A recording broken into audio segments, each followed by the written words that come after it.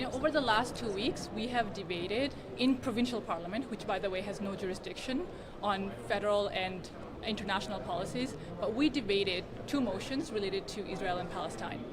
How many lives did we save by doing that? I don't know. I don't think any, really. Maybe not one. But you know what we did create because of this government? We created a lot of hate.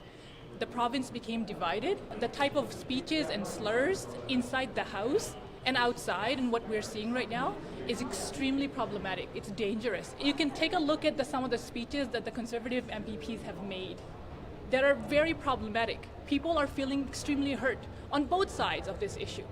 Except here we are in a provincial parliament debating this. But I can tell you this, yesterday we stood up so that member from Hamilton Centre, Sarah Jama, has a voice, and we voted against the censure motion, which is brought by the Conservative government in Doug Ford.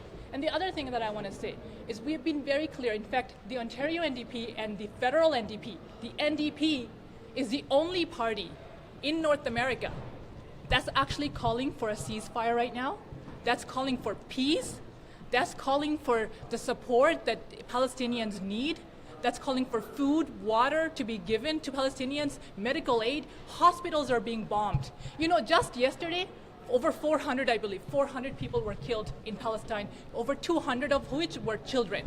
Has the government condemned that or does anything to support them? No. The federal government, Liberal government, just said no to a ceasefire. Minister Bill Blair is on record right now saying no to that. Have we stood up for that?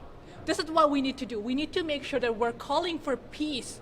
We need to come together, unite, and actually see what's going on. We have staff members, we have people in our own communities, in our families, who are related on both sides, that are impacted. I have not cared for any issue as much as I do deeply. And some of my friends, family members have been lost in this battle. The people have died. The fact that people are questioning the NDP on its stance on Palestine, it is extremely disheartening. Because you have to see rationality, you have to understand how do we come together to actually fix this problem. And the only way to do that is to understand the pain, the hurt, and actually come together as a province, as a nation, and to call for ceasefire, to call for the humanitarian aids to be sent to the borders and make sure that they go through the corridors. That's not happening right now. The United States and Canada is not listening to that. They're not listening to the United Nations. And we have been very clear about the atrocities that's been committed by the state of Israel.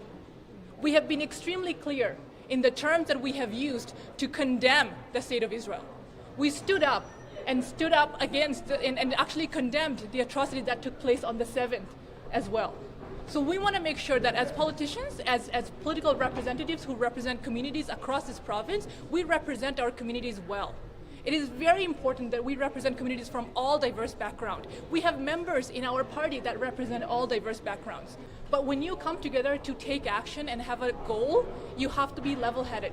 You have to make sure that you carefully go through your plans and actually make that into a success. And for that, our leader has taken steps to do that. And the fact that we're here today, after all these days of the 7th, shows that we have actually thought carefully about our stance on every single decision that were made.